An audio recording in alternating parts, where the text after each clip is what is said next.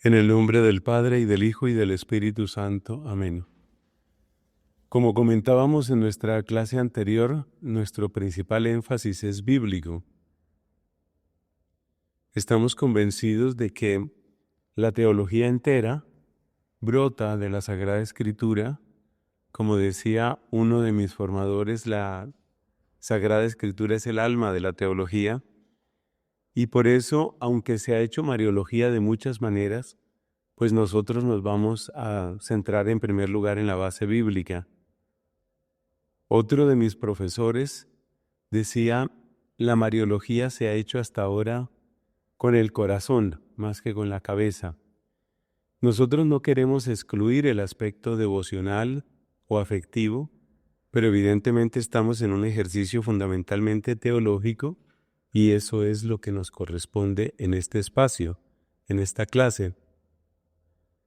¿Dónde encontramos directamente, explícitamente, llamémoslo así, una base bíblica sobre la Madre de Jesús, sobre la Virgen María? Lo encontramos en el Evangelio según San Lucas, muy principalmente. Luego tenemos algunos textos del Evangelio según San Juan. Luego tenemos en los Hechos de los Apóstoles una breve mención en torno a Pentecostés. Después tenemos otro texto que se encuentra en la carta a los Gálatas, cuando San Pablo hace referencia a que Cristo nació de mujer, ni siquiera nombra como tal a la Madre de Jesús, pero pues sí hace referencia a que nació de mujer. Esos son los textos directos, los textos explícitos. Entonces nos damos cuenta que todo está en la obra lucana, o sea, Evangelio y Hechos. Luego en San Juan, concretamente en San Juan lo encontramos en las bodas de Caná y junto a la cruz. Y luego la mención que aparece en la carta a los Gálatas. Hay también en los sinópticos, en los otros sinópticos, hay alguna referencia a que María, junto con algunos hermanos de Jesús, va a buscarlo porque decían que estaba loco Jesús. Y otra referencia también brevísima, donde está María de nuevo junto con algunos parientes y le dicen, tu madre y tus hermanos están fuera y buscándote. Y Jesús responde, mi madre y mis hermanos son los que escuchan la palabra de Dios y la cumplen. También hay una alusión indirecta a la Virgen en los sinópticos, allí donde una mujer entusiasmada dice, dichoso el vientre que te llevó y los pechos que te alimentaron. Y Jesús destaca, más bien dichosos los que escuchan la palabra de Dios y la cumplen. Bueno, ese es como el universo bíblico que tenemos, esos son los textos que nosotros tenemos. Vamos a empezar por el mayor número de referencias, vamos a empezar por Lucas. Nuestra sección de Mariología Bíblica empezamos con Lucas. Y para ubicarnos adecuadamente, pues vamos a recordar algunas características generales del Evangelio de Lucas, sobre todo para llegar a una pregunta. Y esa pregunta es, ¿por qué Lucas nos habla tanto de la Virgen y cuáles son sus fuentes? Estos son temas controvertidos, temas, digamos, que habían tenido una respuesta tradicional bastante estándar, pero que ahora significa en los últimos 100 años o cosa parecida, pues se han vuelto motivo de discusión. Hay un estudio interesante sobre todo esto de la infancia de Jesús en el tomo segundo, si les interesa, la obra está aquí por supuesto en la biblioteca, en el tomo segundo de Jesús de Nazaret, de el Papa Benedicto, aunque él aclara que no está hablando desde un punto de vista magisterial, sino que está hablando como teólogo cuando él hace ese estudio. ¿Qué características son más sobresalientes en el Evangelio de Lucas? Yo creo que podemos mencionar como unas 4 o 5 que son bien conocidas y que aparecen no solamente en el Evangelio, sino también en los Hechos de los Apóstoles. Entonces, lo primero que vamos a hacer es referirnos a la obra lucana para ubicar la Mariología en la obra lucana. En la obra lucana tenemos el Evangelio y tenemos Hechos de los Apóstoles. Y la primera pregunta que nos hacemos es por la unidad que tienen estas obras.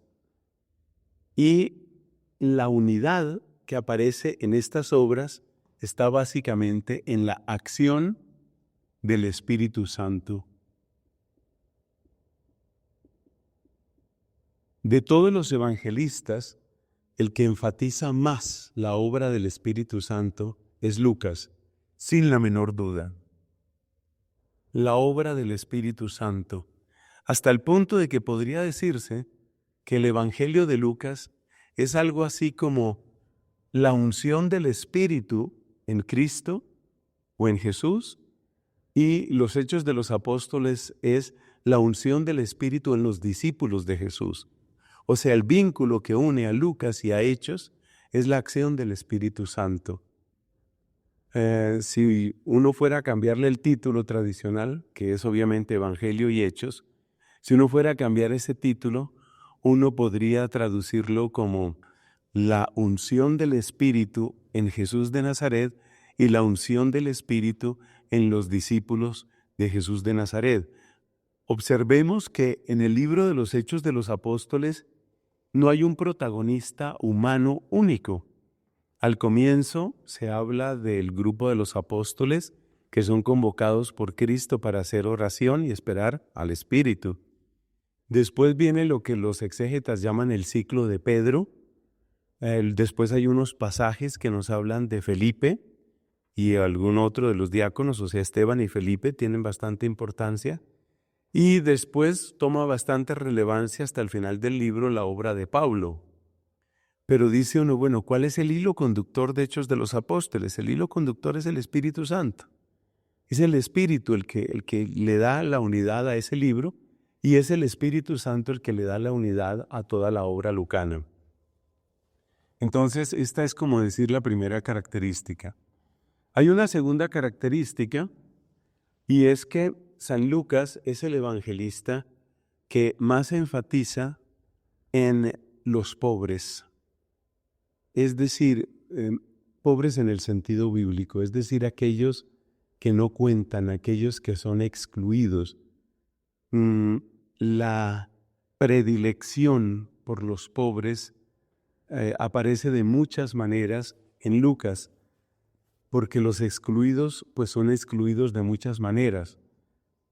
Así, por ejemplo, dentro de estos pobres aparecen los enfermos, los leprosos, aparecen los niños, aparecen los samaritanos, aparecen las mujeres. Bueno, antes pongamos aquí los extranjeros, aparecen las mujeres, y seguramente se puede extender la lista. Por ejemplo, la parábola del hijo pródigo, que es propia de Lucas, nos muestra ese amor misericordioso de Dios que se dirige al que parecía un caso perdido. No tiene nada que dar, no se puede esperar nada de él. Es un caso perdido. Y por eso aquí aparece una tercera característica que también hay que mencionarla, y es el énfasis en la misericordia. Dentro de los pobres, devolviéndome a lo de los pobres, dentro de los pobres se incluyen también los samaritanos, por ejemplo, que eran vistos con desprecio. ¿Por qué se miraba con desprecio a los samaritanos? Porque se consideraba que ellos eran los herejes por excelencia, los que habían perdido la fe. Estos son herejes. Como los samaritanos habían tenido un culto falso, un culto realizado en en los montes de allá, sobre todo el monte Garizim, y no en el templo de Jerusalén. Entonces su culto era falso, su sacerdocio era falso. Además, los samaritanos no admitían los libros de los profetas. Por consiguiente, eran gente cismática, herética, eran vistos con mucho desprecio. Pero nos damos cuenta que en el Evangelio de Lucas aparece como ejemplo de amor al prójimo precisamente un samaritano. El caso de los extranjeros también es bastante notable, ¿no?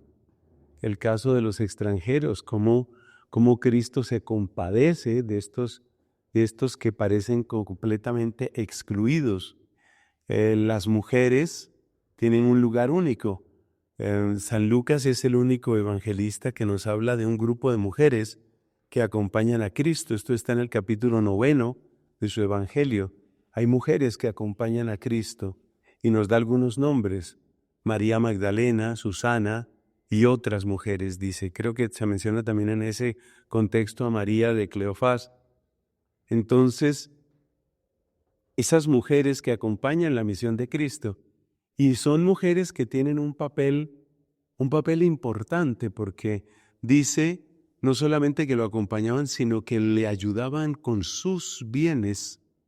A veces uno admite fácilmente lo que dice la gente, que la Biblia es machista, no sé qué, pero eso no es completamente cierto. En la época de Jesús había mujeres que tenían administración de la casa por distintas razones. Investigaciones extrabíblicas parecen mostrar que María Magdalena, era una mujer que tenía una posición económica avanzada. Ella era probablemente comerciante. Y eso coincide mucho con lo de Lucas, porque Lucas dice que las mujeres le ayudaban a Cristo y a los discípulos con sus bienes. Entonces, eso nos saca un poco de la imagen tradicional que tenemos de la mujer, como que es únicamente la que recibe o la que es llevada, digamos, guiada por el esposo. También en Lucas se enfatiza el tema de la amistad que tiene Jesús con María, con Marta y con Lázaro. Y es interesante que son 3 hermanos, María, Marta y Lázaro, pero nunca se dice la casa de Lázaro. Siempre se dice la casa de Marta y María, siempre se menciona primero a Marta. Entonces, este es un punto que es interesante. Luego en Hechos de los Apóstoles también aparecen las mujeres que oran junto con los apóstoles en Pentecostés. El papel de las mujeres rechazando el Evangelio, por ejemplo, en una ciudad, son las mujeres las que se oponen principalmente a la predicación de Pablo y entonces convencen a sus esposos para que expulsen a Pablo del lugar. Pero también hay una mujer que se llama Lidia, en la ciudad de Filipos, que es la que le abre la puerta al Evangelio. Y dice de un modo que nos puede sonar un poco gracioso, dice Lucas, nos obligó a quedarse en su casa. O sea que era una mujer con un temperamento así un poquito fuerte. Estos énfasis son típicos de Lucas, todo este tema de los pobres. Pero todos esos que son excluidos son los que se convierten en destinatarios privilegiados del Evangelio, destinatarios privilegiados de la buena noticia, hasta el punto de que ustedes saben que tanto Mateo como Lucas tienen las bienaventuranzas, pero una de las diferencias principales es que Lucas no solamente tiene bienaventuranzas, sino que también tiene lamentaciones o malaventuranzas. Y esas malaventuranzas que están en el capítulo 6 de Lucas, lo que nos están contando es lo que se pierde la persona que está por fuera de este grupo. Es decir, los que están felices y seguros de sí mismos, fuertes en sí mismos, se pierden de la buena noticia y por eso terminan siendo desventurados, porque se pierden de la buena noticia.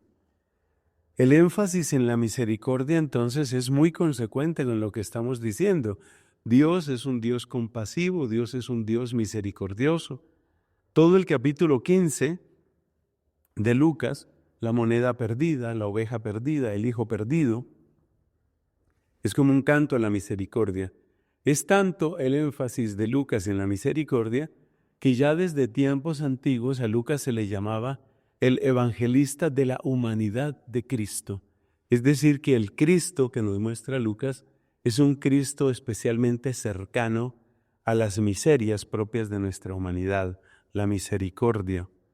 Otro elemento que debemos indicar aquí, que lo ponemos en el número 4, es la alegría. Esto es muy consecuente con lo que estamos diciendo. La alegría que trae el Espíritu Santo, la alegría que trae la experiencia de la misericordia, la alegría de saberse uno amado cuando nadie le amaba, cuando uno no le importaba a nadie, cuando uno no contaba para nada, cuando uno era el excluido, el marginado, el que no importa, el que no vale. Y sin embargo, uno es llamado al amor y uno es llamado para experimentar el amor y eso trae una gran alegría. Lucas nos presenta, por ejemplo, a Jesucristo exultante. Te alabo, Padre, porque has escondido estas cosas a los sabios y entendidos y se las has revelado a la gente sencilla. Sí, Padre, porque así te ha parecido bien. Esa expresión está en el Evangelio de Lucas.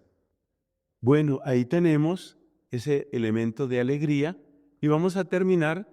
Un último elemento que hay que destacar de Lucas es que es un escritor que es, llamémoslo, sistemático y hasta cierto punto sofisticado. Yo no soy un experto en griego, tengo un griego básico de trabajo, llamémoslo así. No soy experto en griego, tampoco soy exégeta de profesión, pero yo sí noto muchísimo la diferencia.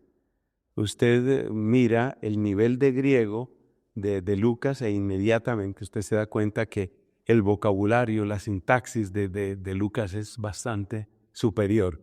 Entonces, él es sistemático. Ya vamos a explicar qué queremos decir con esa expresión.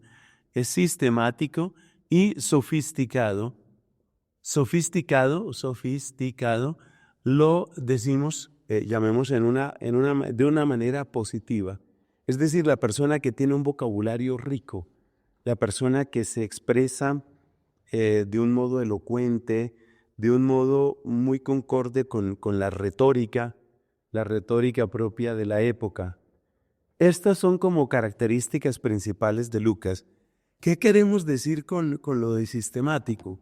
Queremos decir que desde el principio, Lucas nos presenta su evangelio como el fruto de una investigación. Es decir, esta es la persona que se ha puesto en la tarea. Entonces, nosotros podemos mirar, aquí en una traducción podemos mirar cómo se encuentra, cómo nos habla Lucas. El prólogo de su evangelio dice esto, aquí lo tenemos en español. Muchos han intentado hacer un relato de las cosas que se han cumplido entre nosotros, tal y como nos las transmitieron los que desde el principio fueron testigos presenciales y servidores de la palabra. Fíjate cómo desde el principio Lucas aparece como un investigador juicioso. ¿Qué le pedirías tú a una persona que fuera a hablarte de Jesucristo? Pues tú le pedirías lo que aquí aparece, es decir, ¿usted vio las cosas? No, yo no soy testigo presencial, pero usted está siguiendo lo que vivieron los testigos presenciales. Esa es mi fuente, eso es lo que está diciendo Lucas. Entonces, tal y como nos las transmitieron los que desde el principio fueron testigos presenciales y servidores de la palabra. O sea, Lucas quiere que nosotros sepamos que no se está hablando de fábulas, no se está hablando de historietas, no son simplemente cuentos edificantes, sino que esto tiene una base sólida. Por lo tanto, yo también, excelentísimo Teófilo, habiendo investigado todo esto con esmero desde su origen, he decidido escribírtelo ordenadamente para que llegues a tener plena seguridad de lo que te enseñaron. No tengo que agregar nada a esas palabras.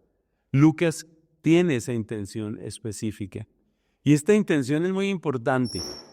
Esta intención es muy importante porque desde los primeros tiempos, la historia, llamémosla real y verdadera de Jesús, se fue entreverando con otros relatos que por tratar de agrandar la figura de Cristo o por tratar de hacerla compatible con otras corrientes tal vez filosóficas, religiosas, pues terminaban diciendo mentiras. Concretamente, como lo encontramos ya en el libro del Apocalipsis, en las cartas a las iglesias, especialmente en Apocalipsis capítulo 2, concretamente ahí se habla de deformaciones y se habla de mentiras, es decir, gente que estaba utilizando el nombre de Jesús, pero lo estaba utilizando para echar sus propias historias, para adelantar su propia agenda. Eso es lo que ellos querían. Entonces Lucas dice, no, esto es necesario ponerle un piso sólido, esto es necesario tener claridad de cómo son las cosas y eso es lo que él pretende con su evangelio. Entonces eso es lo que queremos decir con la palabra sistemático. Es una persona que toma en serio el conocimiento y que presenta entonces la investigación. Para él era muy importante esa investigación por dos motivos. Sabemos que Lucas era una persona con una formación, hoy llamaríamos una formación profesional. San Pablo lo llama nuestro querido médico. Él tenía una formación, él tenía una educación. Y esa es una de las razones por las que le interesa mucho el detalle y describir bien el detalle. Efectivamente, un médico, todo médico tiene que prestarle un enorme cuidado a los detalles, porque en los detalles, es decir, es donde están los síntomas, es donde se puede saber un poco qué es lo que tenemos cuáles pueden ser las posibles causas, por ejemplo, de una enfermedad. Pero no solamente es por ser médico, sino por el hecho de que él no conoció a Jesús personalmente. Claramente la vida de él fue transformada por Jesucristo, pero él no conoció a Jesús personalmente. Entonces él mismo tenía un interés en saber muy bien cómo es la historia de Jesús, cuál es el origen del Evangelio. Bueno, eso como presentación general de la obra lucana.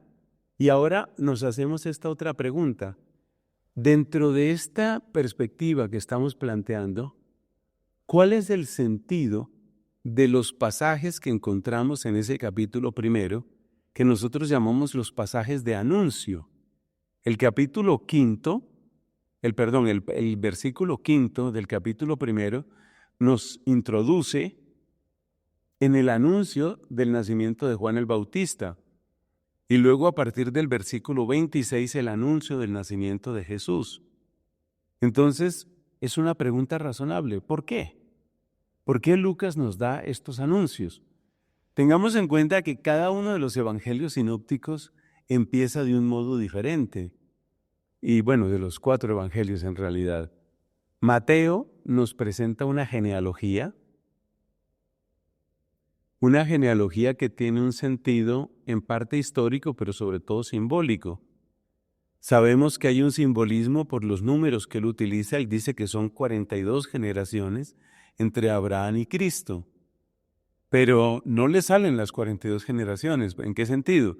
En que tú miras, por ejemplo, los años que estuvieron los israelitas en Egipto, que sabemos que fueron más de 400 años. Esos años, pues Mateo los cubre con básicamente 3 o 4 generaciones. Es imposible. Entonces, claramente hay un valor simbólico en ese número y lo que quiere afirmar Mateo es que Jesús realmente pertenece a la descendencia de Abraham y en Jesús se cumple plenamente lo que fue anunciado a Abraham. Entonces, el vínculo entre Abraham y Jesucristo es importantísimo para Mateo. Mateo también nos cuenta algo sobre el nacimiento de Cristo, pero no enfatiza en María, salvo para decir que ella es la esposa de José. Oportunamente llegaremos también a ese texto del capítulo 1 de San Mateo, porque es bien interesante hacer ese contraste y ver qué significa, cómo entra José dentro de esta historia. Entonces, esa es la perspectiva de Mateo. Marcos se centra únicamente en la vida pública. Marcos dice comienzo del Evangelio de nuestro Señor Jesucristo y a partir de ahí pues ya entra directamente con la figura de Juan Bautista. Veamos aquí, por ejemplo, lo que trae Marcos en el capítulo 1. A ver, sigamos viendo. Yo quería que miráramos la misma versión, que es la versión internacional. Vamos a ponerla acá para que estemos trabajando en la misma versión. A ver, aquí está. Esta es. Solo por utilizar la misma versión en español. Entonces dice aquí, Marcos, comienzo del Evangelio de Jesucristo y entra con la figura de Juan Bautista. Pero obviamente ya es Juan Bautista adulto predicando en el desierto. Entonces el 1 menciona la genealogía, dice algo del nacimiento y lo que rodeó al nacimiento y luego ya pasa a la vida pública. Mateo trae esto de los anuncios. En los anuncios, pues va a tener obviamente un lugar muy importante, o van a tener un lugar muy importante las mujeres, tanto Isabel como María. Y ahora miremos aquí cómo aparece Juan. Pues Juan como que se va a la versión que podríamos llamar trascendente, y lo que nos presenta Juan es el origen eterno de aquel que se encarnó. Versículo 14 dice, el verbo se hizo hombre y habitó entre nosotros y contemplamos su gloria. Entonces, ¿por qué estoy mencionando estos distintos orígenes? Porque lo que quiero destacar es que no es obvio por qué aparece una anunciación. ¿Por qué? ¿Por qué Lucas presenta una anunciación? Lucas también presenta una genealogía en el capítulo 3. Mateo trae su genealogía como en la portada, a la entrada de su evangelio. Lucas también trae una genealogía en el capítulo 3, donde dice que Jesús tenía cerca de 30 años cuando empezó a predicar y era, según se creía, hijo de José, hijo de Jacob, y hace una genealogía que se va al revés hacia Adán. Eso también es muy interesante. Mientras que Mateo presenta una genealogía que va de Abraham hacia Jesús, Lucas presenta una genealogía que va de Jesús hasta Adán.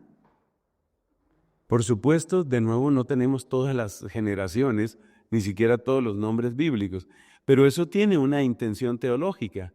¿Cuál es la intención teológica? Pues obviamente lo que nos quiere presentar Lucas es que Jesús es, por decirlo así, para todos. Jesús es el verdadero Adán, es el Adán en el que se renueva toda la humanidad. Entonces volvamos a nuestra pregunta. Nuestra pregunta es ¿por qué? ¿Por qué aparecen esos relatos de anunciación? ¿Qué tratan de decirnos esos relatos de anunciación? Y lo que notamos es que hay una complementariedad, pero también hay un contraste. Complementariedad y contraste entre el relato de la anunciación a Juan Bautista y el relato de la anunciación a María Santísima. Y ese contraste tiene que hablarnos a nosotros en la medida en que nos está presentando cómo se recibe o cómo se puede uno perder de recibir el Evangelio. Entonces la pregunta que nos ocupa aquí es, ¿por qué los relatos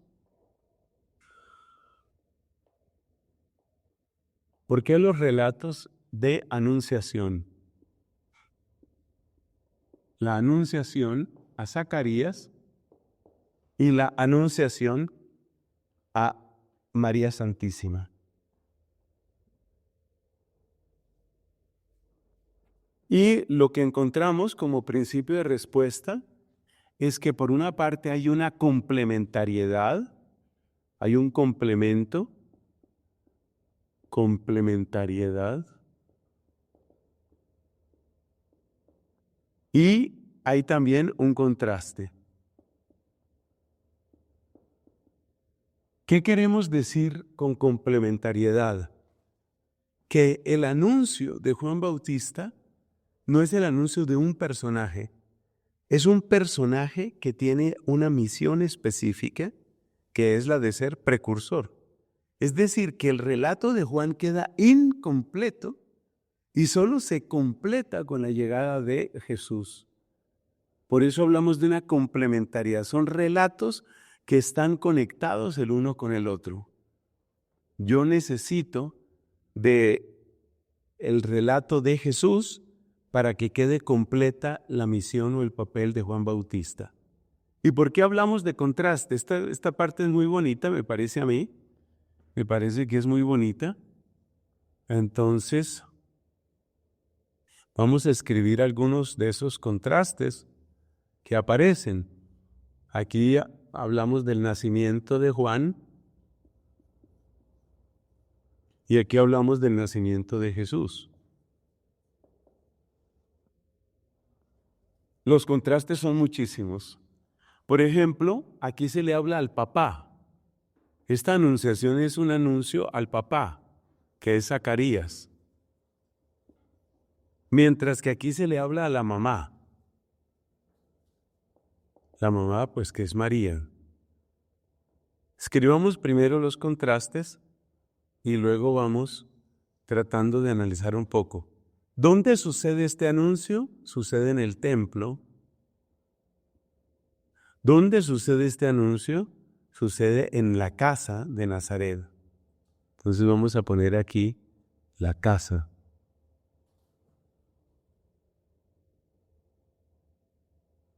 Hay un punto que es común y es que el mismo mensajero le habla a Zacarías y le habla a María.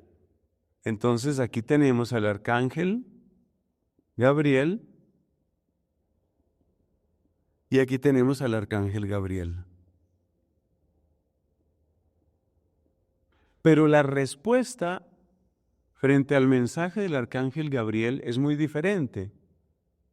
En el caso de Zacarías, la respuesta que se da es una respuesta, normalmente se dice de incredulidad. No es exactamente incredulidad, porque es que Zacarías, todos conocemos el texto, Zacarías no le dice al ángel, no le creo, váyase de aquí. No. Zacarías lo que pregunta es, ¿cómo estaré seguro? Y esas son las palabras que yo voy a poner aquí, porque no queremos cambiarlas.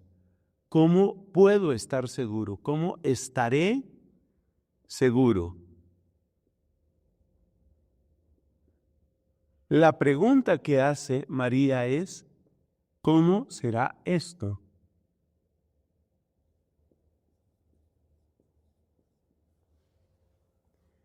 ¿Y cuál es la gran diferencia que hay entre esas dos preguntas?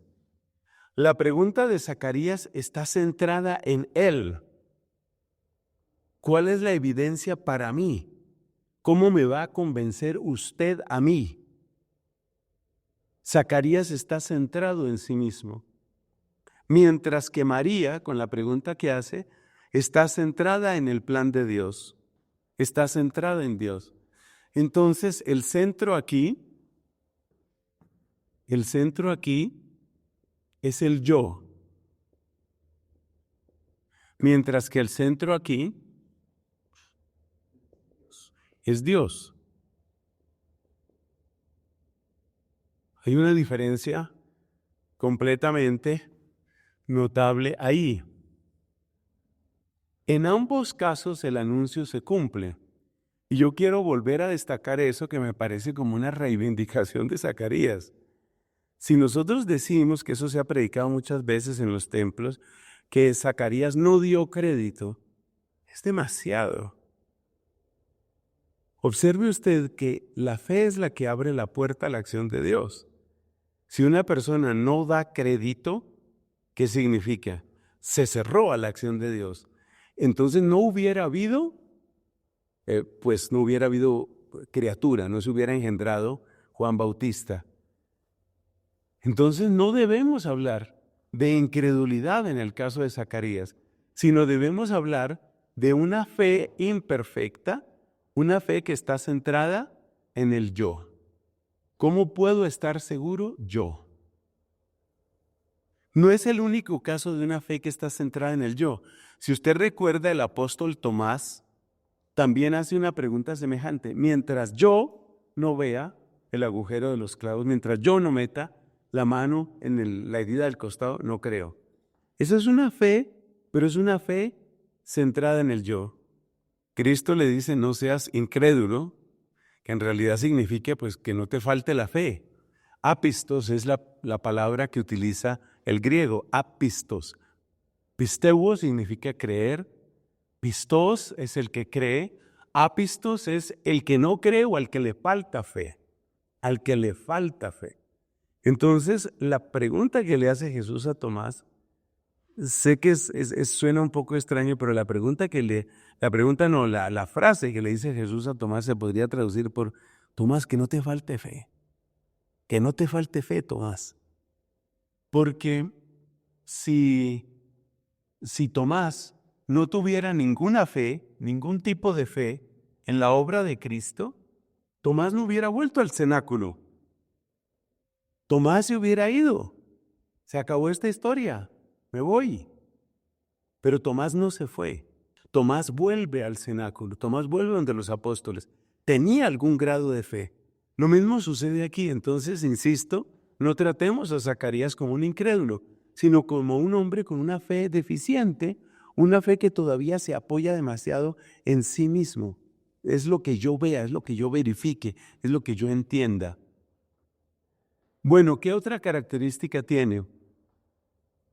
Esta última característica la tomamos de San Agustín. El que va a nacer de aquí es la voz, y el que va a nacer aquí es la palabra. Por favor, no se pierdan ustedes esa hermosísima meditación que tiene San Agustín sobre la voz y la palabra. Me parece que es un texto precioso. Leamos un pequeño fragmento del sermón que predicó San Agustín en el año 412, en la festividad precisamente del nacimiento de San Juan Bautista. Si Juan es la voz, Cristo es la palabra. Cristo existió antes que Juan, pero junto a Dios, y después de él, pero entre nosotros. Qué precioso eso, ¿no? Gran misterio, hermanos. Estad atentos, percibid la grandeza del asunto una y otra vez. Me agrada el que entendáis y me hace más audaz ante vosotros con la ayuda de aquel a quien anuncio. Con su ayuda, pues, me hago más audaz frente a vosotros, y después de haber explicado la distinción entre la voz y la palabra, insinuaré lo que de ahí se sigue. Juan representaba el papel de la voz en este misterio, pero no solo él era voz. Todo hombre que anuncia la palabra es voz de la palabra. Lo que es el sonido de nuestra boca respecto a la palabra que llevamos en nuestro interior, eso mismo es toda alma piadosa que la anuncia respecto a aquella palabra de la que se ha dicho, en el principio existía la palabra. Entonces, para leerlo completo, ya saben ustedes que lo tienen aquí.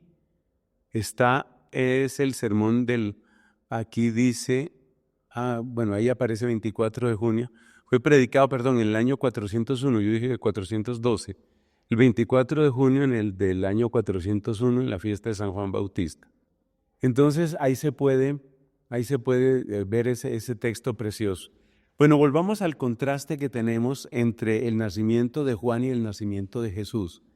¿Qué es lo que nos está mostrando? ¿Qué quiere Lucas con este contraste? Porque ya vemos que hay una complementariedad. Pero ¿qué es lo que él nos quiere mostrar con esa comparación? Pues básicamente de lo que se trata es de ver la diferencia entre una fe imperfecta y una fe plena. La fe imperfecta es la de Zacarías, la fe plena es la de María. Uno puede decir que Lucas, como es tan sistemático, quiso presentar completa la historia de Juan y completa la historia de Jesús. Pero esa explicación a mí me parece insuficiente.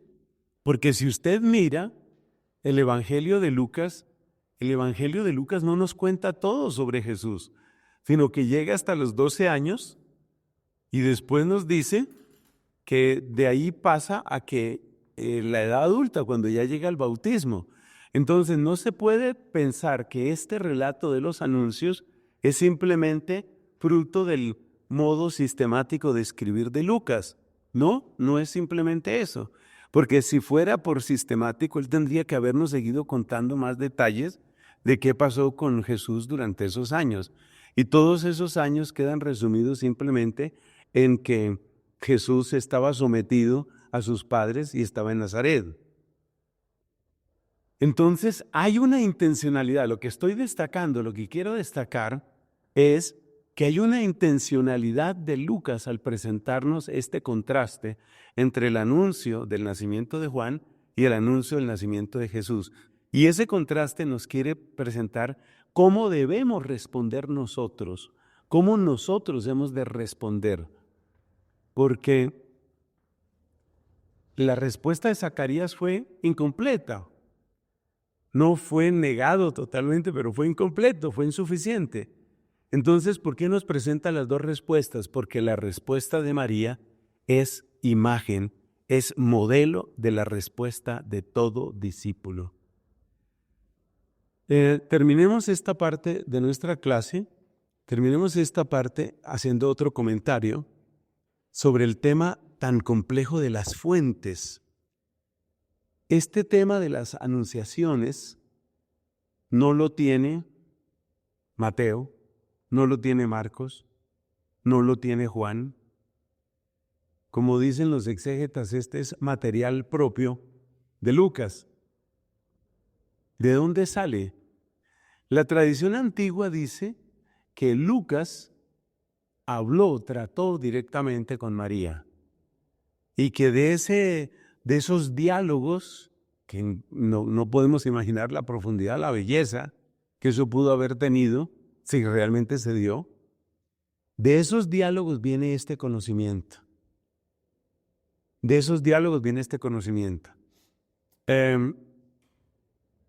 ¿Cuáles son las dificultades de plantear las cosas así?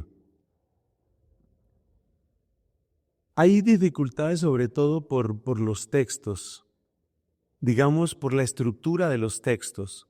Muy particularmente, después del nacimiento de Juan está el nacimiento de Jesús, pero antes de ambos nacimientos está la visita de María a su prima Isabel, que viene de alguna manera a cerrar esto que hemos llamado aquí complementariedad. Y en esa visita, María pues pronuncia ese cántico que se suele llamar por su primera palabra en latín, Magnificat.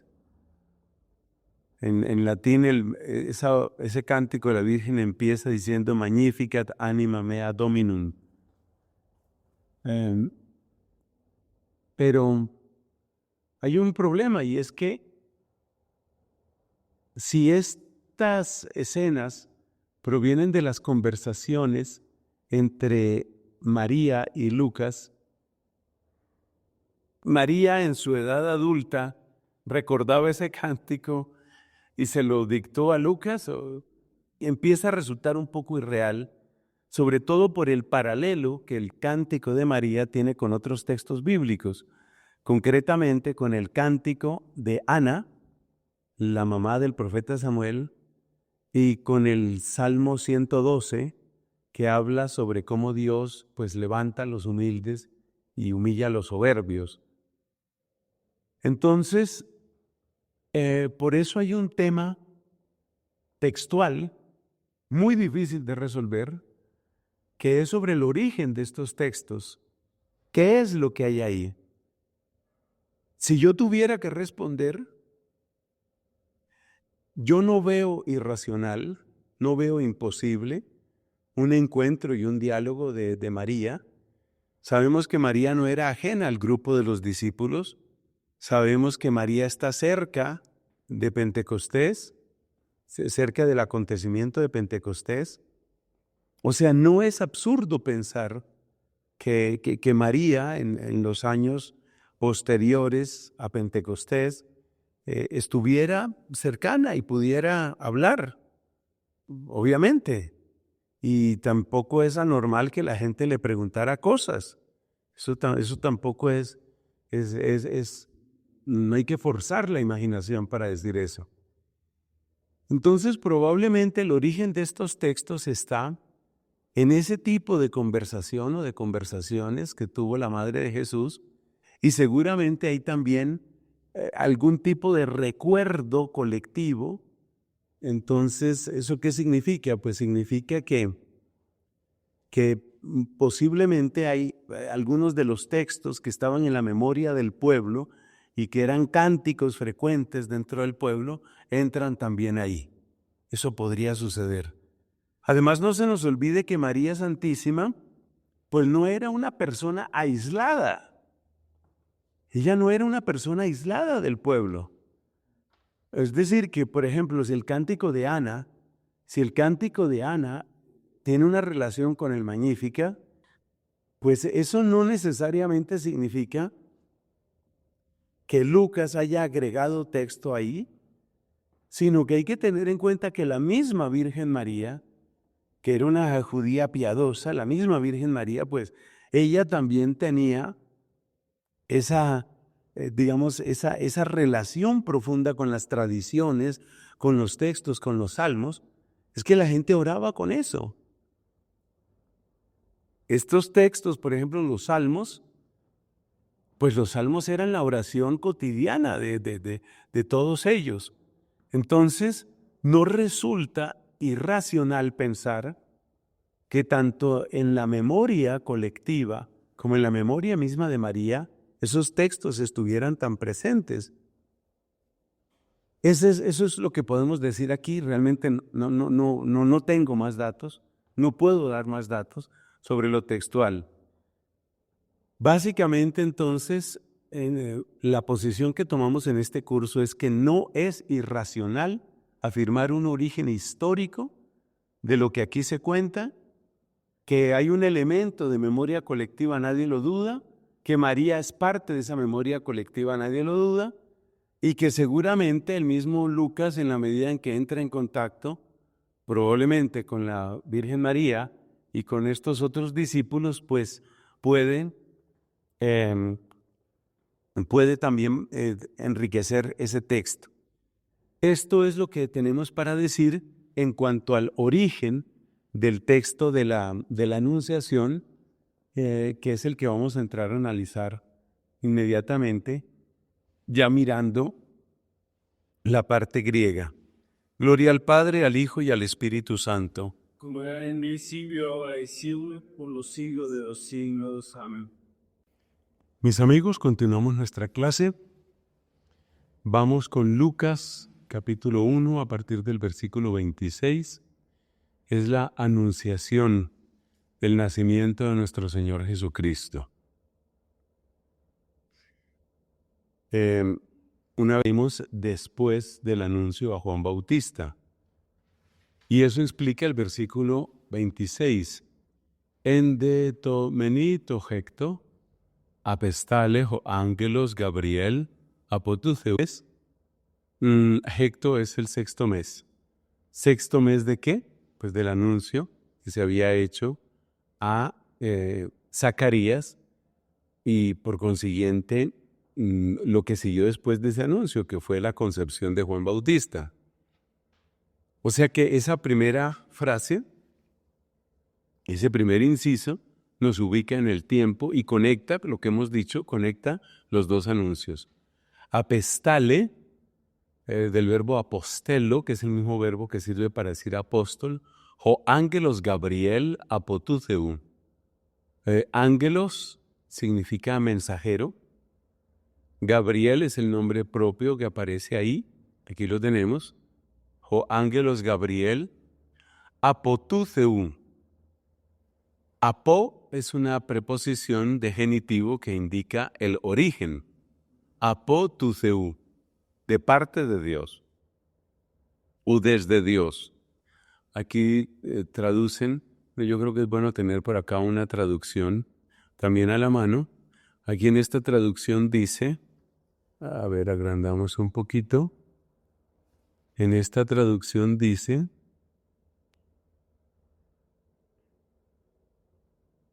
que fue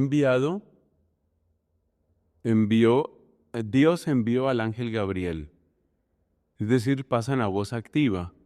En el texto original, pues está Joángelos Gabriel apotútheu. No, pero es que está muy bien. Apestale fue enviado. Estamos utilizando Bible Hub, que ya ustedes tienen ahí la referencia, biblehub.com, la versión interlineal. Y una de las ventajas que esto tiene para quienes tenemos algunas bases de griego es lo que se llama aquí el parsing, es decir, el desglose gramatical. Por ejemplo, ahí nos está indicando que se trata de un verbo que está en aoristo, indicativo pasivo. Es decir, apestale quiere decir fue enviado. Fue enviado el ángel Gabriel apotútheu, por Dios, fue enviado por Dios. La traducción de la Nueva Versión Internacional en español dice, fue enviado, Dios envió al ángel Gabriel, lo pasa a voz activa. Eispolin tes Galilayas, entonces va desde Dios, Eispolin, a una ciudad de Galilea. Polin es ciudad, tes Galilayas. Galilaya, pues es nombre propio, equivale a nuestra Galilea. Geónuma Nazaret, de la cual nombre Nazaret. Es curioso que se le llame Polin, o sea, que se le llame Polis. Este sería el nominativo Polis. Es curioso que se le llame Polis porque Nazaret era muy pequeña. Usted recuerda que en el capítulo 1 de San Juan, aquel hombre, Natanael, le dice al apóstol Felipe, de Nazaret puede salir algo bueno. Nazaret es tan pequeña que ni siquiera se menciona en todo el Antiguo Testamento. Nazaret pertenecía ciertamente a la Tierra Santa, quedaba en la región de Galilea, pero recordemos que la región de Galilea, desde el punto de vista de los judíos, era como una región perdida. Ya en el profeta Isaías aparece una exclamación, Galilea de los gentiles. Era una región que ellos consideraban perdida, de los gentiles, de los paganos. La llamaban así, entonces era realmente una periferia, por utilizar el lenguaje del Papa Francisco. Entonces, apestale Joángelos Gabriel apotútheu, eispolintes Galilayas, a una ciudad de Galilea, Geónuma Nazaret, de la cual G es un pronombre relativo que está ahí en genitivo, de la cual, onoma, nombre, Nazaret, no aparece el verbo, pero se entiende, cuyo nombre es Nazaret, pros parthenon, Asia, parthenon, parthenos significa una joven o puede significar una virgen. En el contexto en el que estamos, pues claramente alude más a una persona virgen. Pero eso se va a aclarar porque parthenos, esto también ha sido motivo de discusión. Parthenos también puede significar una doncella, una jovencita. Entonces fue enviado a una jovencita. Vamos a ver cómo traduce este texto, vamos a mirarlo aquí. ¿Qué traducción tiene este texto? Dice, para casarse, a visitar a una joven virgen. Cada vez me gusta menos esta traducción, a visitar. Fue enviada a una virgen, no dice el verbo visitar, ellos lo sacan de la nada. A una joven virgen, dicen ellos, ¿no? Joven virgen. Comprometida para casarse. Ahí te encontramos el primer obstáculo serio. Pros parthenon. Entonces, parthenos puede significar una joven o puede significar una virgen, una mujer virgen, pero vamos a ver por el contexto que definitivamente se trata de eso. Dice, emnesteumene, andri, emnesteumene. Ese verbo nos interesa mucho, verbo que nosotros necesitamos aclarar aquí. pros, prospartenon, hacia una virgen o a una virgen, emnesteumenen. Emnesteumenen está en acusativo porque la preposición pros lo pide. Partenon está en acusativo por la misma razón. Nos interesa este verbo. Nos interesa el verbo emnesteumenen, que está ahí en aoristo. Vamos a ponerlo acá. Aquí nos explica de qué se trata. Es un participio perfecto, medio o pasivo, está en acusativo, femenino, singular. El verbo clave aquí es el verbo amnesteuo. Y el verbo amnesteuo no es un verbo que nosotros conectemos directamente con lo que vivimos, con las relaciones que se dan hoy en día.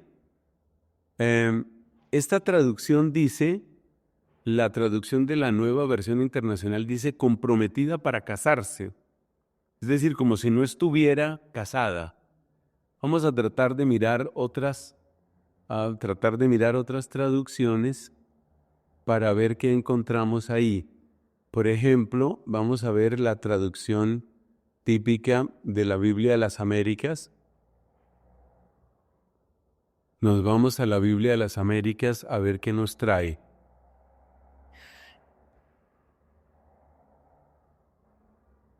Un poquito lenta la conexión.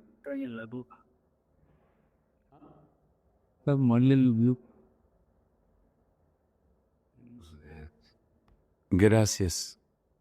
Y hubiéramos tenido que esperar mucho tiempo. Gracias. Entonces, aquí dice una virgen desposada. El otro decía comprometida para casarse.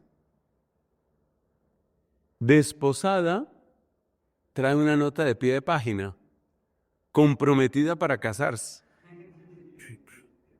Con una traducción alternativa. Vamos a ver qué otra posibilidad nos da. Miremos otra traducción, pero no es otra pestaña lo que queremos, sino lo que queremos es duplicar esto y ahora nos vamos a otra traducción. Por ejemplo, ¿qué dirá Dios habla hoy? Que para muchos no es muy de fiar, pero miremos a ver. Dice acá, una joven llamada María era virgen, pero estaba comprometida para casarse. Sigamos buscando. A ver. La preposición pero estaba comprometida, gracias. Estaba comprometida para casarse. Vamos a ver qué más aparece por aquí. Seguimos duplicando. Vamos a mirar unas 2 o 3 traducciones más. A ver qué nos aparece. Por ejemplo, la clásica, la Reina Valera. La Reina Valera que tiene fama de ser muy literal.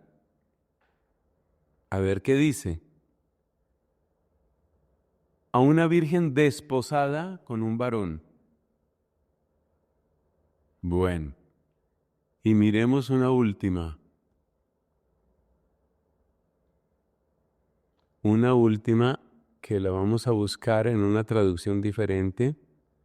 A ver, aquí qué dice traducción en lenguaje actual.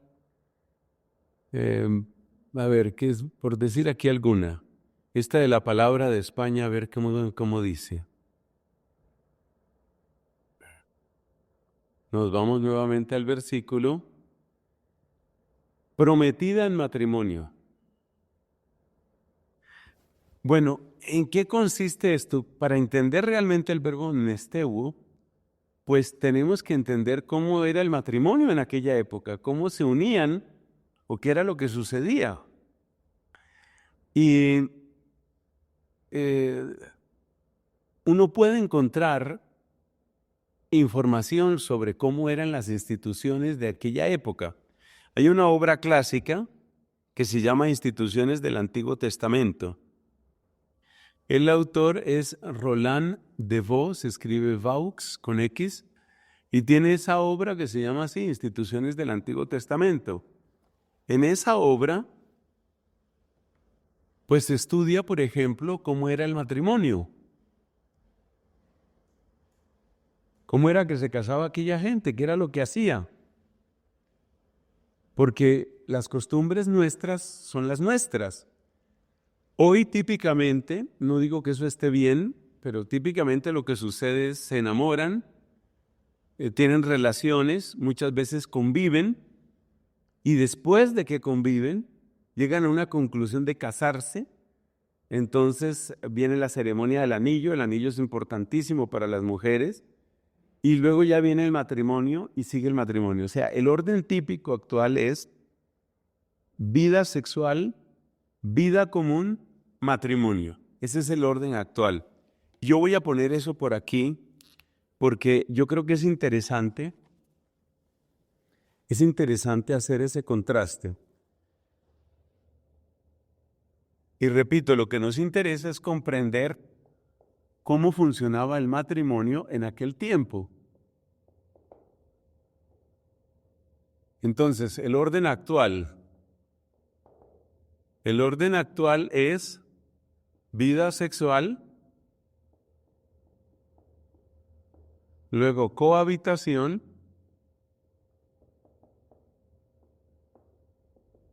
luego compromiso formal,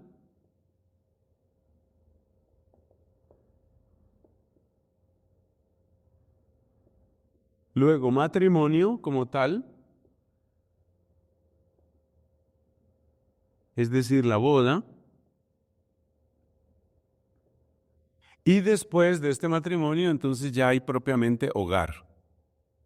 Ese es el orden típico actual. Y una de las cosas interesantes de acercarnos al mundo de la Biblia es, pues, preguntarnos cómo vivían ellos estas cosas. Porque este es el orden al que nosotros estamos acostumbrados, pero eso no quiere decir que ese sea el único orden. Entonces, si uno se va, por ejemplo, acá, a lo que es las instituciones del Antiguo Testamento, encontramos que el padre DeVoe nos trae acá, a partir de la página 58, nos habla del tipo del matrimonio israelita. Acerquémonos un poco allá. No nos quedemos únicamente con la idea nuestra, porque esa idea nuestra nos impide comprender lo que significa mnesteuo. Y mnesteuo era algo así como un compromiso, pero un compromiso por el cual ya él era para ella era para él, hasta el punto de que si él tenía relaciones con otra mujer, pues eso era adulterio. Si ella tenía relaciones con otro hombre, eso era adulterio. Entonces es un modelo de matrimonio que nosotros, pues, claramente no tenemos hoy. Entonces vámonos aquí, no se les olvide copiar esa referencia, Instituciones del Antiguo Testamento, Roland DeVoe. Entonces, aquí estamos en la página 36, dice que nos tenemos que ir a la página 58. Vámonos entonces a la página 58. ¿Cómo? Sí. Entonces, empieza explicándonos el padre DeVoe, que yo creo que es un poco lo que alcanzaremos a hacer en esta clase, pero de aquí tendremos que empezar también nuestra siguiente clase. El tipo del matrimonio israelita es la explicación que él nos da. Y dice, así como la hija no casada, a ver si yo pudiera mover esto aquí un poquitico, porque si lo muevo acá ya es mucho. Entonces devolvámonos así despacio. Así como la hija no casada está bajo la dependencia del padre, así también la mujer casada está bajo la dependencia de su marido. El Decálogo enumera a la mujer entre las demás posesiones junto con el esclavo y la esclava. En Éxodo 20:17, junto al buey y al asno, al marido se le llama el Baal de una mujer, su dueño, de la misma manera que es el Baal de una casa o de un campo. Una mujer casada es posesión de un Baal. Tomar esposa se expresa por el verbo de la misma raíz que Baal y significa, por tanto, hacerse dueño. Bueno, estos usos del lenguaje indican que la mujer era en realidad considerada como la propiedad de su marido, que había sido comprada por él. La etnografía señala en algunos pueblos tales matrimonios por compra y con frecuencia se ha dicho que lo mismo había sucedido en Israel. Aparte del vocabulario se propone como argumento la historia de Raquel y de Lía, que dicen que su padre las había vendido en Génesis 31:15. Pero no hay que dar sentido formal y jurídico a esta palabra proferida por mujeres encolerizadas. Sobre todo se invoca, y con razón, el uso del moar. Entonces, ¿qué era el moar? El moar es algo parecido a lo que nosotros llamaríamos la dote. A ver si aquí podemos agrandar un poco y se facilita la lectura para ustedes. Ahí como que queda más fácil, ¿no? Entonces, el moar. El moar es una cantidad de dinero que el novio, a ver, aquí movemos un poquito, y luego nos toca devolvernos. ¡Ay, Dios!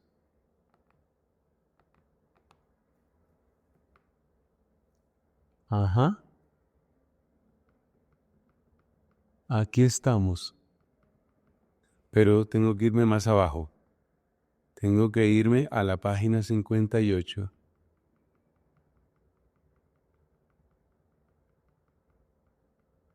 El moar es una cantidad de dinero que el novio estaba obligado a entregar al padre de la muchacha. La palabra aparece en la Biblia solo 3 veces. El importe podía variar según las exigencias del padre o según la situación social de la familia. En el caso de un matrimonio impuesto después de la violación de una virgen, la ley prescribe el pago de 50 ciclos de plata. Bueno, saltemos aquí un poco. Entre los árabes de la Palestina moderna se observa una costumbre parecida incluso en el nombre, el mar, que el novio entrega a los padres de la muchacha. Su importe varía según las localidades y la riqueza de la familia. Una costumbre análoga, aunque no idéntica, existía en el antiguo derecho babilónico, la tirjatu, que por lo demás no era condición necesaria para el matrimonio. Se entregaba por lo regular al padre de la novia y a veces a la novia en persona. Su importe variaba de 1 a 50 ciclos de plata. Bueno, ahí tenemos eso, que es la idea de si hay compra, no hay compra o cómo es el asunto de la compra. Pero a nosotros nos interesa más cómo se daba el proceso del matrimonio.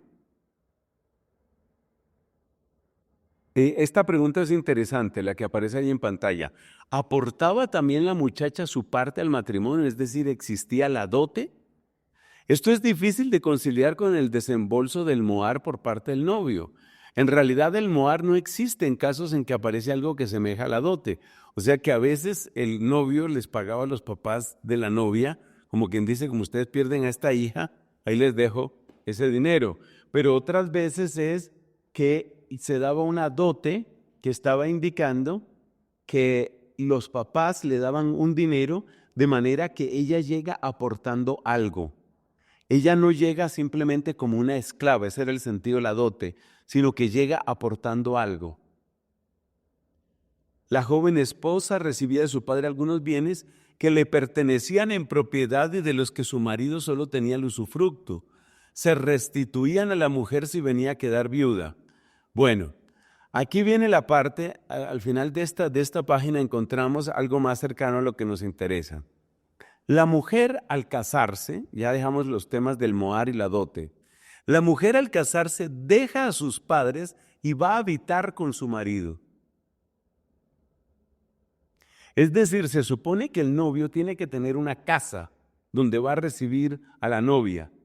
Y la mujer al casarse deja a sus padres y va a habitar con su marido. Queda ligada al clan de este. Es ella la que entra a formar parte del clan de él. Esto es interesante porque en la liturgia católica varias veces se presenta a María como descendiente de David y eso parece que es completamente inexacto. Más bien, María entra a ser parte del clan de David o de la descendencia de David a través de José, el cual sí era descendiente de David según la sangre. La mujer al casarse deja a sus padres y va a habitar con su marido, queda ligada al clan de este al que pertenecerán también los hijos que dé a su marido. Y nos dan ahí algunos ejemplos. Luego viene aquí que si todas las mujeres entraron a formar parte del clan del marido, ya son especificaciones muy, digamos, como contraejemplos que trata de estudiar. ¿Cómo se daba la elección de la esposa? La Biblia no da ningún informe acerca de la edad en que se casaban las muchachas. Este es otro tema que tiene que ver con la anunciación. La práctica de casar primero a la hija mayor no era universal. Tenemos el caso de Lía y Raquel.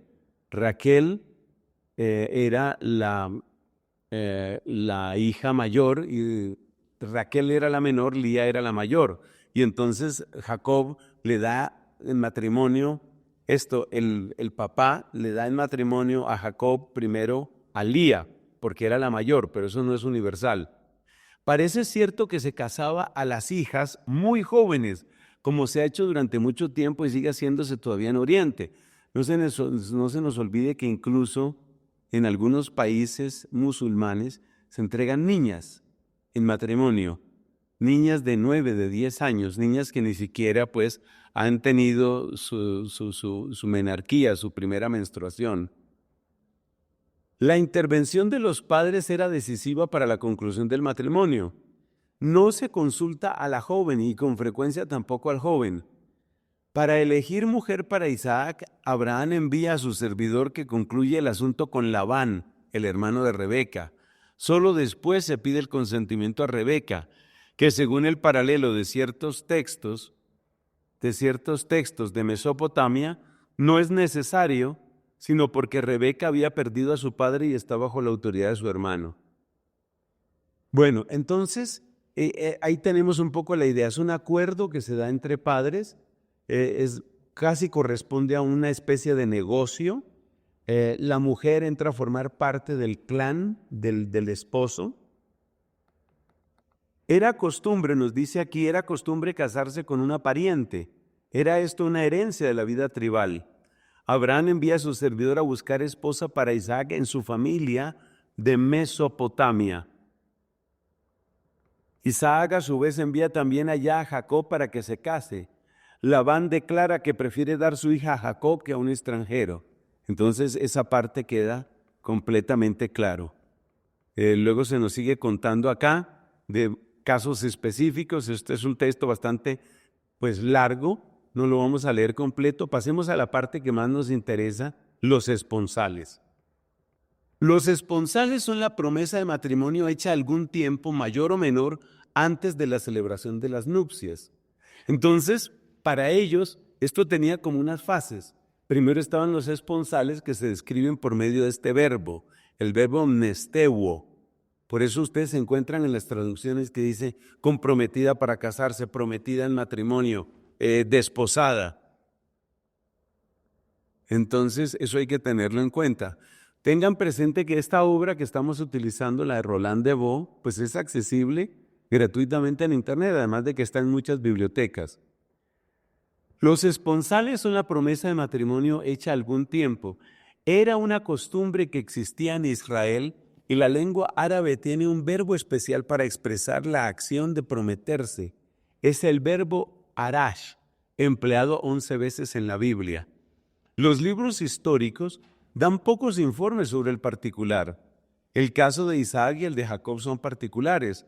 Sin duda, Rebeca se promete a Isaac en Mesopotamia, pero el matrimonio se celebra cuando ella llega a su residencia en Canaán. Pero fíjese que ella ya es esposa de Isaac en Mesopotamia. Eso es lo que queremos destacar, que el verbo mnesteuo daba derechos matrimoniales. Entonces, el caso de David y de las dos hijas de Saúl es más claro. Merab le había sido prometida, pero cuando llegó el momento fue dada a otro. Micol fue prometida a David a cambio de 100 prepucios de filisteos que él presentó antes de que se pasase el tiempo. En cambio, Tobías se une en matrimonio con Sara apenas se concluye el proyecto del mismo. O sea, no hay una ley universal. Pero lo que encontramos es que sí hay una diferencia entre el compromiso solemne, que a veces se llama desposorio, y lo que es propiamente el matrimonio. Los textos legislativos prueban que los esponsales eran una costumbre reconocida y que tenía efectos jurídicos. Estamos en Instituciones del Antiguo Testamento, Roland de Vaux, página 66. Los textos legislativos prueban que los esponsales eran una costumbre reconocida y que tenían efectos jurídicos. Según Deuteronomio 27, un hombre que se ha comprometido con una muchacha, pero que aún no se ha casado con ella, fíjate, comprometerse, esponsales, casarse, ya las bodas, está dispensado de ir a la guerra. La ley de Deuteronomio 22, 23, 27 reglamenta el caso de una virgen que está prometida y sufre violencia por parte de un hombre que no sea su prometido. Ese texto es importante, tendremos que volver sobre él. Recuérdenme, por favor, escriba por ahí alguna notica para recordarme si a mí se me olvida. Deuteronomio 22 del 23 al 27, que ese es el caso que explica muy bien Mateo capítulo 1. Tenemos a una virgen desposada, pero que resulta embarazada y se presume que es de otro. Había legislación sobre eso. Deuteronomio 22 del 23 al 27. Entonces terminemos este cuadrito que estábamos haciendo. Terminemos este cuadrito. Entonces, ¿cómo funcionaban las cosas en la época bíblica? El matrimonio, en términos bíblicos, ¿cómo funcionaba? Pues el matrimonio funcionaba que había un acuerdo familiar, ¿cierto? Ese acuerdo familiar llevaba a los desposorios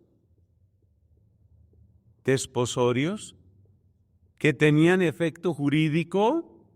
Deuteronomio, ¿qué fue? ¿Que le dijo primero 20 o 22? El primero era 20, el primero es Deuteronomio 20, Deuteronomio 27, que muestra que tenía efecto jurídico. Entonces los desposorios, después venía la boda y después venía matrimonio como tal y hogar.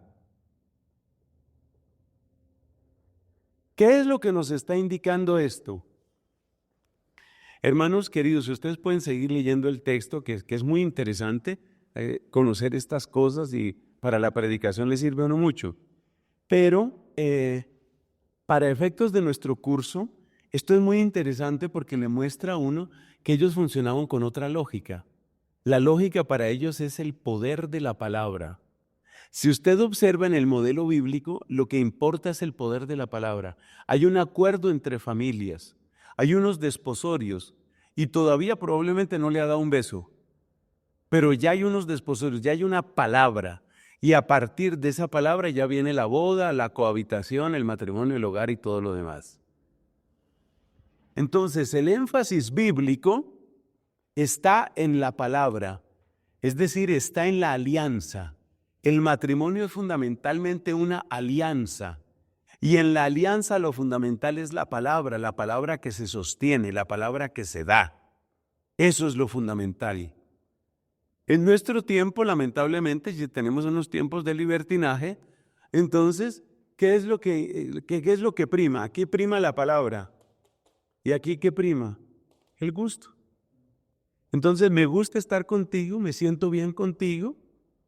Somos compatibles en la afectividad, en la sexualidad. Entonces, en nuestra época lo que tiene poder es el gusto y aquí lo que tiene poder es la palabra.